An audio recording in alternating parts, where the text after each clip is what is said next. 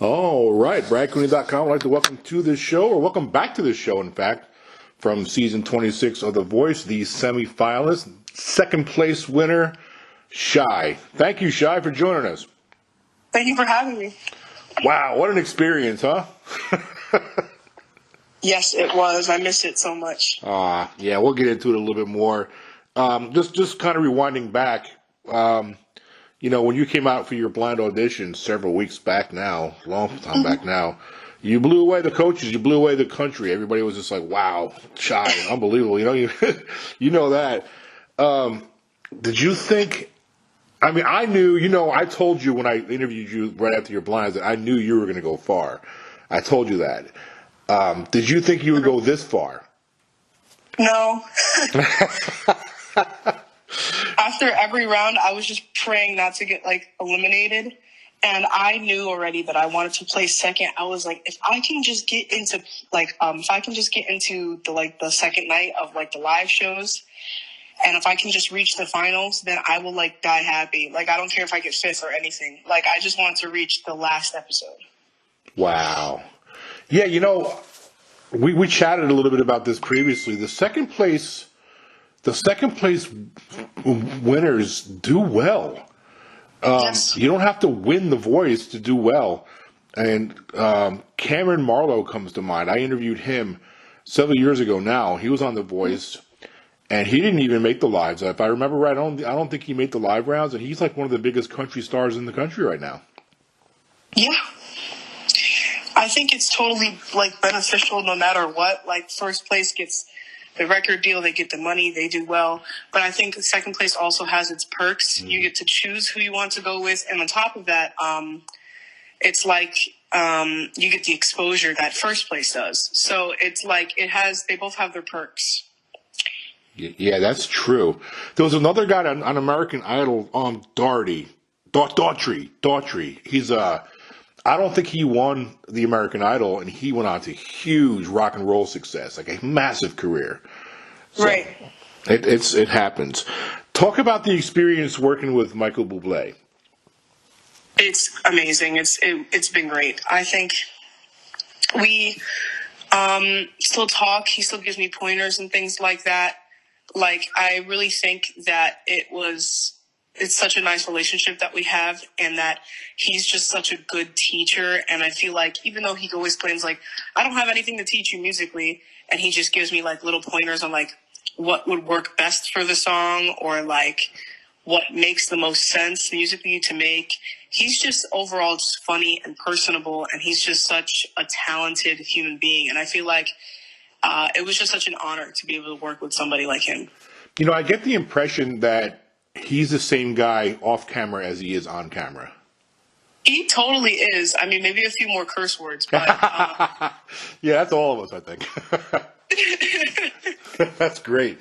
Give me some examples of just how, like you said, sometimes it's the smallest little points though that can really be beneficial. Yes. You can be. It's kind of I have a friend of mine who plays golf, and he's friends with some pro golfers, some really famous pro golfers. Mm-hmm. And his son, I think his son was 12 or 13, just learning golf. And the pro told him, just move your elbow in just a few inches. It was just a very minor little thing, and it changed his whole golf game. Right. How does that equate to what happens to a singer like you with Coach Bublé? I think it's really what separates someone who's a pro from a beginner from, whatever level you are. I feel those minor little things that only come with years of experience, because I know personally that I'm an amazing singer. Mm-hmm. And Michael Bublé always goes, he's you're better than me. And I'm but I'm not though, because because I feel wisdom does go a long way. And I feel even if you could be the best singer in the world, I feel if you don't have those minor pointers that you only know with worldly knowledge and from years of performing and singing on stage he has, you're not going to be, well, nobody's perfect, but you're not going to be as good as you could be if you had those things, or if somebody could show you the way and teach you those little things that would help. That's so well said. It's so true. And the other thing is it's important to keep an open mind when it comes to advice and things like that. And you can actually learn things from people who've been singing or playing an instrument less time than you. I play guitar myself, and I had somebody who was like 17 years old show me something that really works really well, and I didn't know about it. I'm in my 50s. Yeah. You know, I was like, whoa, cool, you know? Yeah, it's important to get pointers from everybody because everybody has a different outlook on things. Mm-hmm. True. What was when you look back from A to Z, from the beginning to today, what's been like one of the more challenging moments for you? Probably, I mean, I know I'm supposed to say challenging in terms of the show, but really the biggest challenge has probably just been leaving the show and leaving everybody behind. Yeah. There wasn't many challenges in terms of performance. I mean, my confidence was one because it was difficult for me to kind of show who I was right off the bat just because it's scary because everybody's watching you in like America. Yeah. That's a few people. But yeah, the biggest challenge, like, I know I'm supposed to say something like from singing, but it really was just like having to leave and go home and say goodbye to all these people that you spent so much time with and got to know. Yeah, you know, I've talked to so many of the voice singers over the years, and that's one of the common denominators. There's such a bond that you guys form, and it's such a unique experience. If you look at the total population of the Earth, and how many people actually had the experience to be on The Voice, it's not a lot when you compare it to when you compare it to the masses. So you share something very unique, and it's a bond. It's like almost like when I was in the Navy, I have a bond with my shipmates that I served with on the ship that nobody else can ever relate to because you haven't done it, you know? Exactly. Yeah. You know, when you do the blind audition, that's obviously nervous, and I think most people would call most people a liar if they say you weren't a little bit nervous at the blind auditions because you're looking at the back of epic legends. But I talked to I think it was Allison Porter. She won The Voice several years back, and she said that her challenge was when they got to the live shows because when you're being recorded, they can maybe fix something. But when you're going to live shows, there's no getting out of that. I mean, how did you do when you transitioned from the recording part of it to the live shows?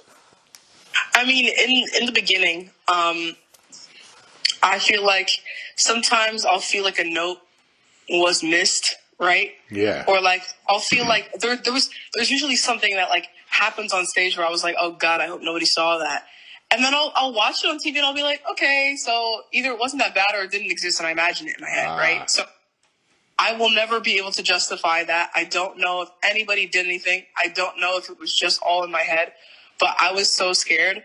And then when it came to the live shows, I was like, who knows? Like it becomes that kind of situation where like you find out like whether like live is the truth or you know what I'm saying? Yeah. So I really feel like that was such like a nerve-wracking moment because I was like, if I make any mistakes, it's like that's kind of it. It's it. It's like stepping on a hand grenade. I mean, it's like this is how weird I am. I would be thinking if it was me that, you know what, I'm like, I hope I don't have like a sneeze attack or something while I'm trying to sing this dang song in front of millions of people live on TV. You know, that's what would be going through my mind probably. That's a big fear of mine, yeah. You know? And the thing is, like, The Voice isn't just national. I mean, people from around the world are watching it. I don't know about live, but I know, like, on your YouTube now, if you look at your YouTube songs, you have, like, multi-millions of views. Like, multi-millions. Yeah, it's crazy. I feel like I should post more, and I'm just not good at it. I'm not good at social media. Well, maybe you should practice that a little bit because it's a pretty big thing in 2020, fixing to be 25. Definitely. And, you know, because you have a lot of fans that would love to interact. Yes, totally. Love to interact with them. So. Yeah, definitely. Let's talk about some of the performances throughout the contest. And we were talking about Michael Bublé earlier. I'm guessing did he have a lot of involvement in song choice as you went through this competition? Yes and no. Oh. I feel like more that it came towards the lives, he had more to do with it. I think anything past Story of My Life was heavily dependent on both of us. It was more like I make a suggestion, and then I talk to one of the people, and I talk to him, and he's like, "That's a great idea. That would sound great." So it's like it's a little bit of like back and forth. It got easier towards the live because then I actually got to be like in contact with him. Yeah. But it was definitely a collaborative effort for choosing the songs, and some of them I wouldn't have like expected me to sing on the show. Interesting. So you mentioned the Harry Styles song. Well, yeah. Ridiculously good, by the way. Just almost if it was a crime, you should be arrested for that performance. That was just nuts. That was really nuts. You know what else was really phenomenal? Your wardrobe. I mean, Yes. your wardrobe choices were just mind blowing throughout this contest. Thank you. Me and like the wardrobe team, we worked really hard on like what should be worn, and I feel like some people have like negative comments. They're like, "She dresses too mature." I was like, listen. The wardrobe bought these outfits, and I chose what I got to wear. And personally, I love them, and whatever. That's end of story. Full stop. It's you. It's what you want. You enjoy. Exactly. You know you look good. The country knew you looked good. So they're always going to have the guys and the girls that drink the haterade. There's always going to be a couple of those out there. But yeah, your wardrobe choices were every song. But the one I liked the best, I think, was your performance, "Falling" by Harry Styles, and that was my favorite one. Me too. It made me feel like a wizard. There you go. All right, so I also was just blown away by your performance, Brandy Carlisle. Jeez, I mean, you swinging for the fences when you're singing her stuff. Thank you. Talk about that performance, and was that your song choice, or was there some help with that too? That was my choice entirely. Of course, it had to be run by Michael and approved. But once it got approved, Michael was like, "This is a great idea." I initially learned the song only a few months ago when my girlfriend sung it at a concert that she was in for school. Well, we were both in it, but she sung that song, and I was like, I've never heard that before, and I really loved it, especially her rendition of it. So I really honored that in my performance, and now it's one of my like top songs, especially her version. Yeah, I didn't even discover her until about a year ago. That's how ignorant I am. Then I went down the rabbit hole with her on YouTube. I was like, my God, this lady's a goddess. She's a phenomenal singer. She's. All right, what about One of Us with Joan Osborne? I love that rendition as well. I mean, you don't sing anything that's not phenomenal, but that one was another one that really got my attention. And I loved how the band was set up behind you. Talk about that performance and the optics. Oh, it was the best. Yeah. People love to say that like that wasn't like an impressive song for the live shows. But again, no haterade. I loved everything about the performance. It was so fun, even when my mic got stuck on the stand. It was so fun. I loved when they kind of show you like the map out of what your visuals are going to look like from behind the stage. And I fell in love with the idea of it. And it was just so like grunge. It was very 2000s, a time that I was not fully conscious for. But I can grasp it. And I was like, it was just very cool. It was very rock star, and I really loved everything about it. It was a great performance, and I love the song and its message about the world and humanity. It was such a beautiful performance for me. It was one of my favorites, and the optics was my favorite. I think I like your Brandy Carlisle's rendition a little bit better, even though we're talking about the bottom basement is phenomenal here. That's the bottom for you is phenomenal. So don't the people listening don't get it twisted. But the optics I thought was the best for me. Was that song? Yeah, it was really cool. Yep. Do you have a favorite performance yourself? Like, what's their favorite? I think my favorite may be The Joke as well. Yes. Yeah, I think that's probably it. Yeah, I think that was a defining moment for you, actually. I think that really, I mean, you already was resonating with everybody, but I think that song really, like, really upped the game for you. Yeah, it really felt like me because it was 100% my choice this time, and it was just like something that I wanted to be singing. Yeah. Does confidence come with experience? Like a year ago, would you think you were going to be this confident when you sing? Because when you sing, you have, I mean, you're just so confident. You don't. There's no like shake or any kind of, you know what I mean? You just bang it out. I mean, it was so I had a lot of practice with I had high school musicals back in Long Island. Yeah. And that kind of, I think, really did well for me because in the beginning, I was that person who would, like, my hands would shake and I would get, like, nervous when I was singing. And honestly, I mean, my first role, it didn't matter because I was playing a grandma, so it actually helped. But, like, when I had to play a role where I was, like, this calm character, I was in Miss Saigon, when I was like, I had to be this calm character, this girl who like kept her cool, even though she's went through all this stuff. I feel like it really helped with stage presence and nerves and just overall confidence because you have to kind of, even if you're not, which I wasn't at the time, you have to give off the illusion that you're calm. So I feel like over time, it really was just fake it till you make it. And I eventually just did become calm when I started to sing because I was becoming comfortable in my surroundings. Yeah, that's what I was thinking. What about some of the other coaches? I know obviously yours is Michael Bublé, but how much interaction do you guys have with the other coaches throughout the process? Do you get to like mingle or talk at all to the other coaches? Yes and no. I feel like there's certain levels for like each coach where it's like they're a little more personable, some are more personable than others. But that's just like people in general. That's how it is with the other artists. Yeah. It's like I got to talk to Snoop Dogg a lot. He's a big talker. It turned out to be one of my favorite judges. I mean, I love that guy. Me too. Yeah. I love him so much. When I went to his store, I got the friends and family discount. I was having a great time. I got that cool jacket. Like he's just a great guy and he's so funny. Like he's so cool to talk to. He talked with everybody a lot. That's awesome. Gwen and Reba, we also did get to talk to quite a bit, but not quite as much as Bublé and Snoop because they're just very talkative and they're very like open and extroverted. You know, and the thing about Snoop also is he is like way more diverse in the music world than people think.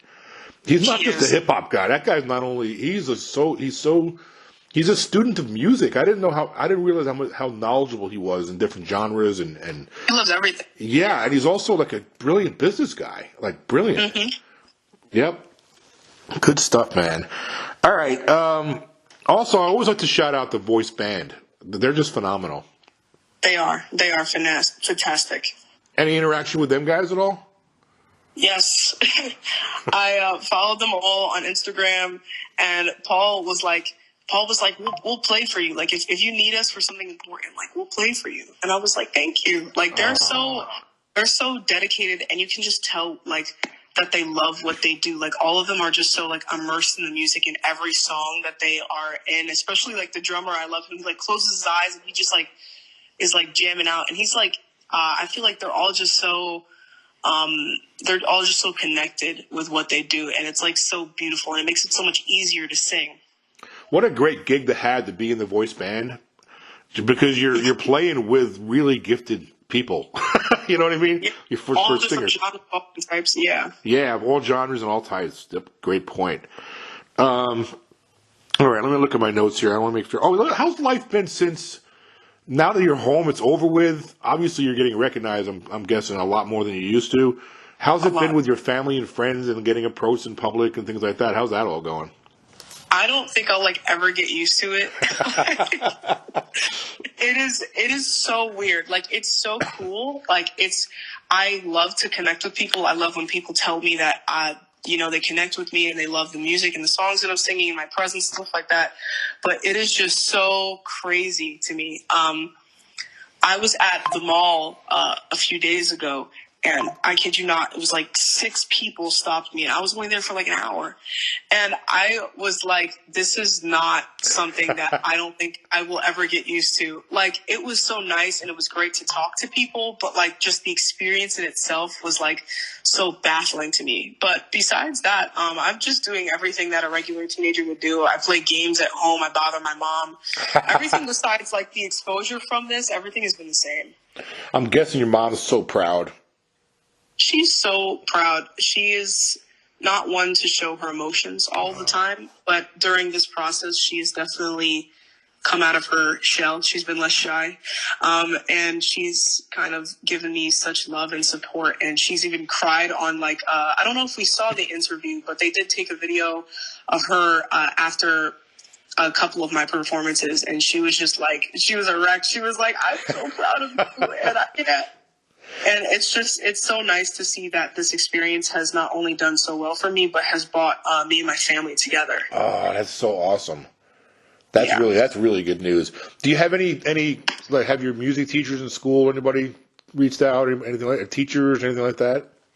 Yeah, my two biggest supporters are probably my 2 teachers, Jen and Norris, choir and vocal teachers of mine. And we've been talking all the time, and they're like, how's life been? And like, if you need me, I'm always here. And I used to send them like clips of my song. I was not supposed to, but I used to send them clips of my song that I was singing before it was released. And I was like, does this sound good enough for me to sing this on the stage in front of America? And they were like, yeah, this is great. Or they would be like, no, this sucks. So that's great though. You go to the people you trust. Of course, yeah. Smart, I think. That's smart. I asked you earlier about your biggest challenge, and you said it was actually departing and leaving, the friendships you've made. I asked you about your favorite performance. But is there any particular favorite moment that you can put near the top or at the top?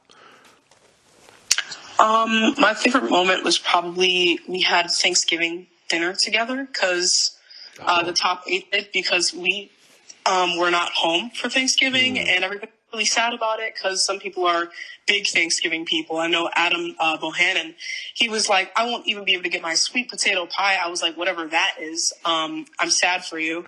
And we had a Thanksgiving together at the hotel, and it was just so nice because it really felt like a second family, and we played games afterwards, and it was a great night. It was a great night. Oh, that's so great. All right, so I saw a rumor on TikTok. You probably heard this one about Snoop Dogg offering you a contract.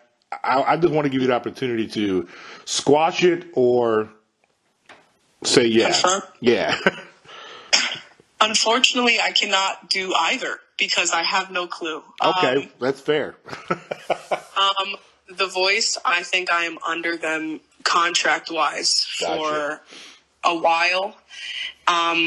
Not a super long time, just for like, I don't know. I think it's like 30 more days or something like that. But either way, I don't know if I'm allowed to get offers yet. I've been getting offers from different people, not just like Snoop Dogg and stuff like that. And I just can't take them yet. You know what I'm saying? Yeah, totally. So, I don't know. I don't know what happens yet. I'm not allowed to disclose anything legally. Right. So, for The Voice or for anyone. But, there will be updates on that in the future, the near future, I'm pretty sure. I'm pretty sure, too. And I think it's going to be all good. All right. So without getting into any specifics or anything like that, what is your plan going forward? Are you all in? You want to just be a full-time singer, a professional musician? I really do. I want to be in performance in general. Like, even if not singing for a long time, I really love acting, and I love doing musicals and things like that. So maybe even going in that route. Yeah. Which is really difficult to do, but I would be willing to do it because I love all things musical and performance-wise, and becoming, a character that you set your mind to is just such a great career path and choice for me, I feel like. Mm-hmm. So going forward, I think I'm going to focus on my music career, making music, and after that, who knows? I've got time. I will give you this advice. I love the fact that you're broadening your horizon here, not just thinking music, but also maybe acting. I will say this: once you are free and clear of all legalities, I would recommend getting an agent that you make sure you research that agent first, of course, Definitely. and get Yeah. an agent because you're going to need that. You're going to need an agent if you want to break into the acting part also, but I think it's very doable for you, honestly. Thank you. So, all right, Shye. Well, before we wrap this up, I just wanted to thank you again. I think we'll be talking again in the future. I have a good vibe with you. I think this is going to be great. I think so too. I do, and I just want to congratulate you for an amazing run. You came in second. I honestly, and then no haterade towards my guy from the Philippines. He won it. I'm happy for him, but I wanted you to win. But I'm happy for him. I am. I'm very excited. I'm happy for him, but I really was pulling for you. I'm just being transparent. I think he'll understand. Thank you. No, he does. We talk about this all the time. We both say like either of us could have won, and we would have been so happy. I'm so happy that I got second. I'm so glad that he got first. It worked out exactly how we wanted it to. We're still. Oh. That's great. Both of you guys were on my show too, and I told both of y'all that y'all were going to go far. I just knew it. I've been doing this a while now. This next one will be my 19th season with The Voice, singing, interviewing the singers. So I got a pretty good feel of which ones are going to get filtered out of the system sooner or later, and which ones are going to play long ball. And I nailed you guys right 1-2. So. All right, tell everybody out there where they can follow you on your socials, and if you have a website or any closing thoughts or any advice maybe you want to share, maybe for somebody who's thinking about trying to go on The Voice. Yeah. My biggest piece of advice is really just don't be scared. If you think you have something, then try out. The worst that they can say is no. And the online auditions are easy. There's not much talking to them. So don't be scared to put yourself out there and connect with people. My socials are Shye official and just Shye plain, like SHYEZEE on Instagram and Facebook. All right, Shye. I really, really, again, thank you so much for coming back on the show. It really means a lot to me, and your fans are going to love to hear from you. And anytime you want to get back on, like if you down the road a little piece, if you guys cut a record or EP or something, please get a hold of me, man. I'd love to have you come back on. Totally, yes.